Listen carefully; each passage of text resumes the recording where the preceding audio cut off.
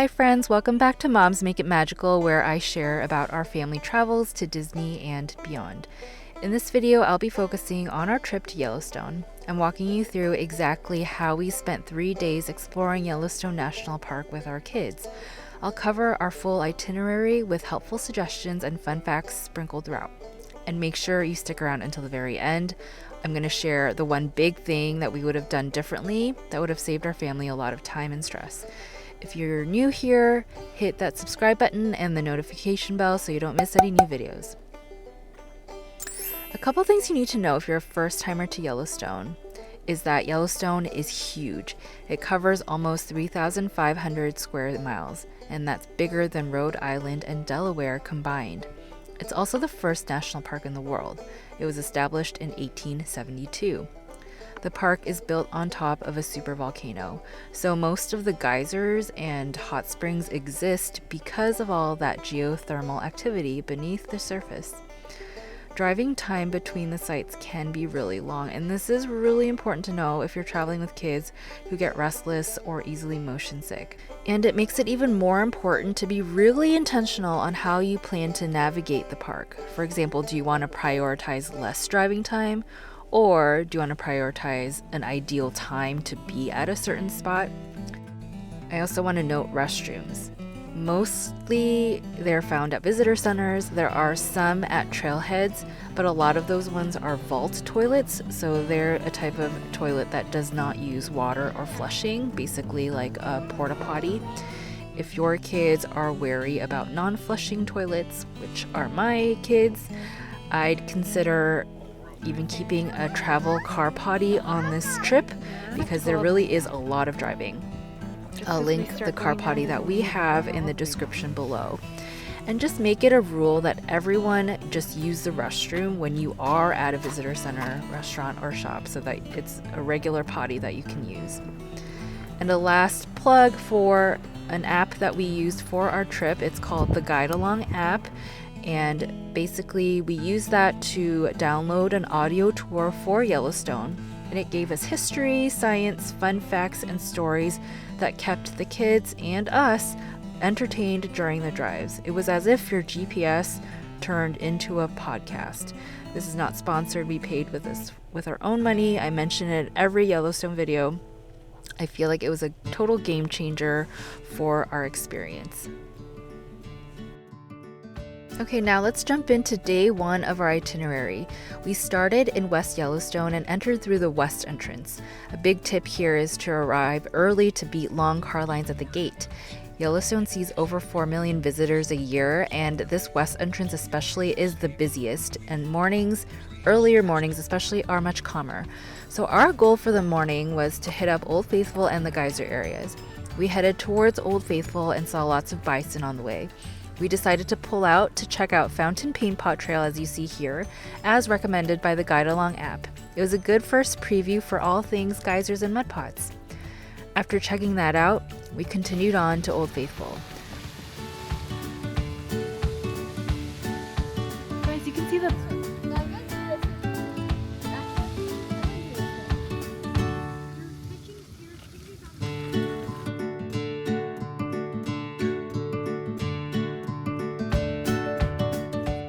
Old Faithful erupts about every 90 minutes, shooting water up to 180 feet in the air. The visitor center here posts eruption times for Old Faithful and other geysers.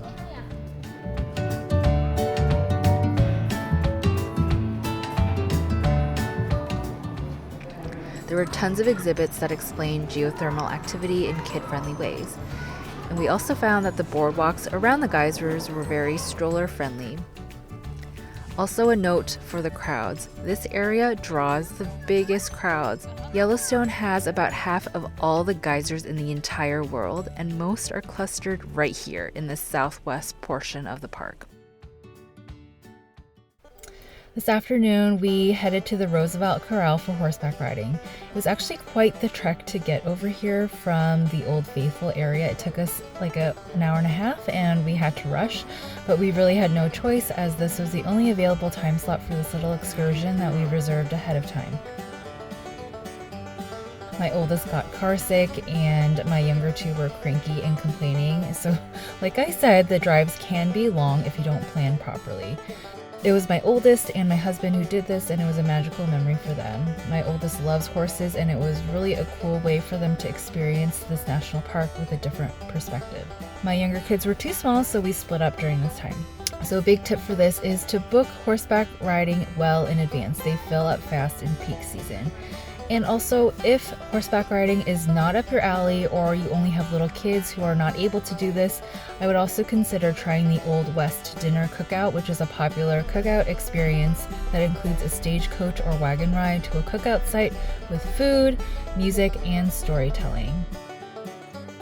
That evening, we drove up to Gardner, Montana, which is where the north entrance is, and we had dinner at a food truck before checking into our hotel. Gardner has the iconic Roosevelt Arch, which was dedicated in 1903 by President Theodore Roosevelt. We stayed here for the next 2 nights. Day 2, we had breakfast in Gardner in our hotel and started out really early. So big tip here is that early mornings are better for catching wildlife, and it's also easier parking and less crowds.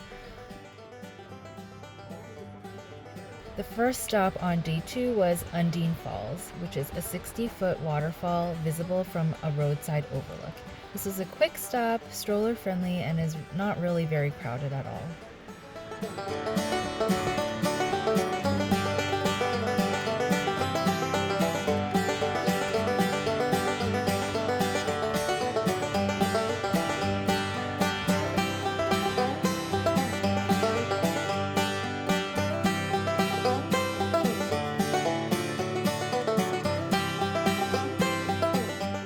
From there, we headed to Lamar Valley, which can be called the Serengeti of North America. It is home to large herds of bison, pronghorns, and wolves. Yellowstone has the largest concentration of mammals in the lower 48 states. It has about 67 species, which is a lot.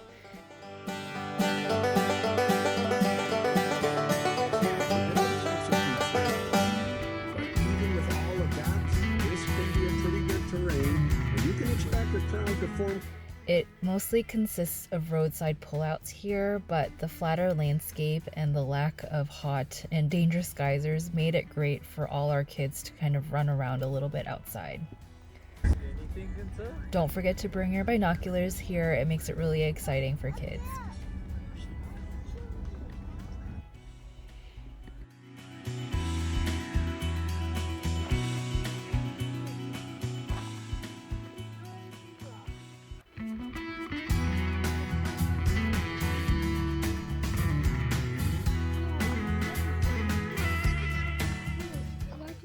From here, we turned around and went to Tower Fall.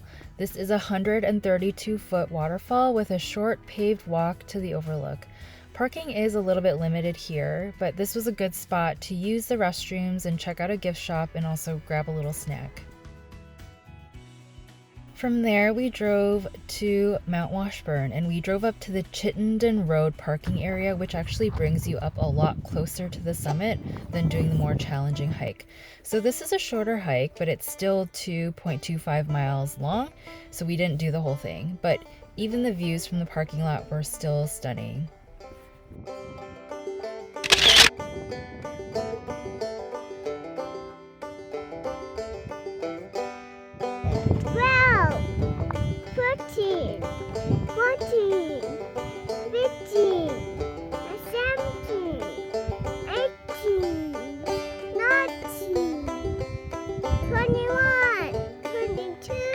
Next up on our itinerary was the Grand Canyon of the Yellowstone, and this canyon is 20 miles long and up to 1,200 feet deep.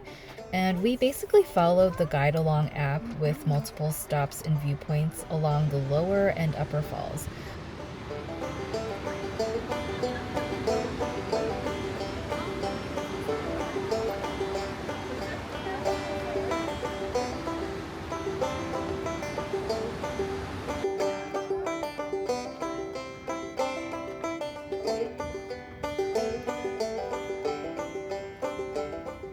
So this took up a good chunk of our day and resulted in a lot of parking, getting out for a little, going back into the car, driving a little to the next stop, parking, getting out, etc., etc.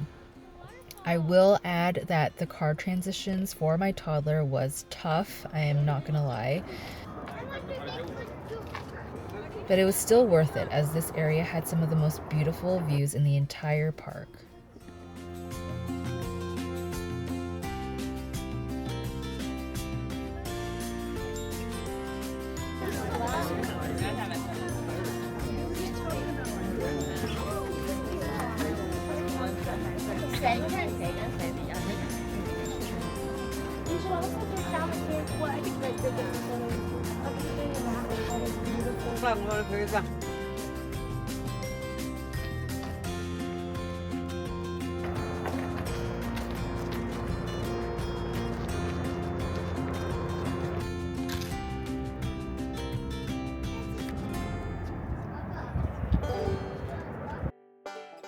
Really close to the Grand Canyon is the Canyon Village Visitor Center, so we stopped by here and there were tons of exhibits on Yellowstone's supervolcano and geology, and this was a quick stop for us, but it was a great way to use the bathrooms again, grab food, and have an indoor break.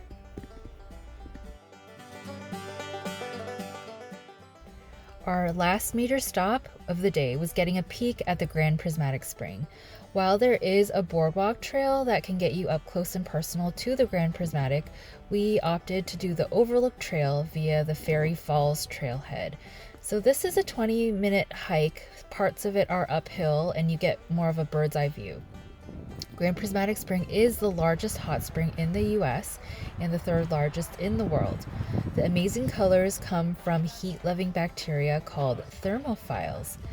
My little one had fallen asleep on the drive from Canyon to here, so I wore him in my carrier to make the trek.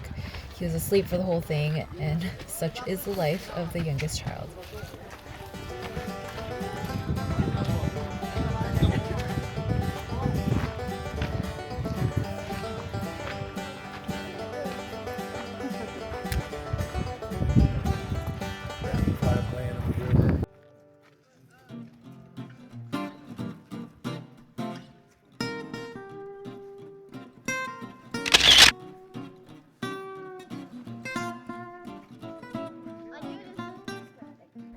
From there, we drove back up towards the north entrance and had dinner at Mammoth Terrace Grill.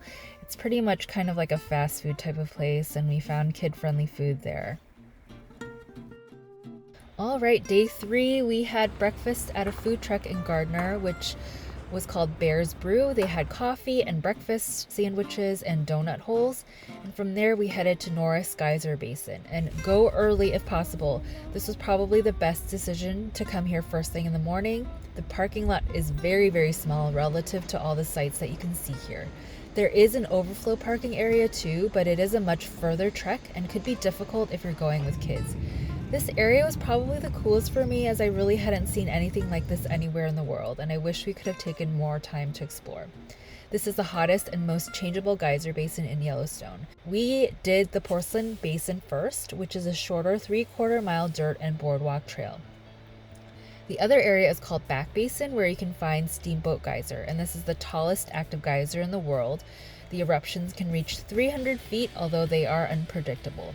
The trail here is 1.5 miles long, but we only made it to Steamboat Geyser and hung around to watch for a little while and then returned back to the parking lot. Our final stop was checking out Mammoth Hot Springs. While we drove through this area multiple times, this was our one time where we actually explored. There are unique terrace formations here, and it can look different from year to year as water flow changes. It's divided into the upper and lower terraces, and we decided not to do the boardwalk trails here since the kids were really tired by this point. Instead, we did the short driving loop to follow along the upper terrace and got out of the car a few times for some photo ops. Our final day here was more like a half day, as we took the afternoon to drive back to Bozeman, Montana, as we were flying out of Bozeman Airport the next morning. A big tip is to use drive time for naps, for listening to podcasts or like the guide along audio. Definitely bring an iPad for toddlers or snacks to keep kids happy. I told you guys at the beginning that I would tell you the one big thing we would have done differently, and that is staying at least one night inside Yellowstone. There are lodges, cabins, and campgrounds available inside, and that would have cut down hours of daily driving. And it would make it easier to start early to see wildlife and also to beat the entrance lines. So next time I would definitely split the trip with at least 1 or 2 nights at a lodge. And it's really important to book this as early as possible, as a lot of the lodging inside the national park really books up quickly during peak season. We only planned this trip 2 months in advance, so we just tried to stay as close to the park entrances as possible. So that is our 3-day Yellowstone itinerary with kids. I hope this gives you some practical tips and fun facts to make your own trip smoother. And here's a reminder that you don't need to follow our itinerary step by step, as there really is no one perfect itinerary. Make it work for your own family. If this was helpful, hit like and subscribe for more family travel tips and strategies. If you've never been to Yellowstone before, what is the one thing you or your kids are looking forward to seeing? Comment below. Thanks for watching again, and let's keep making magical memories with our families.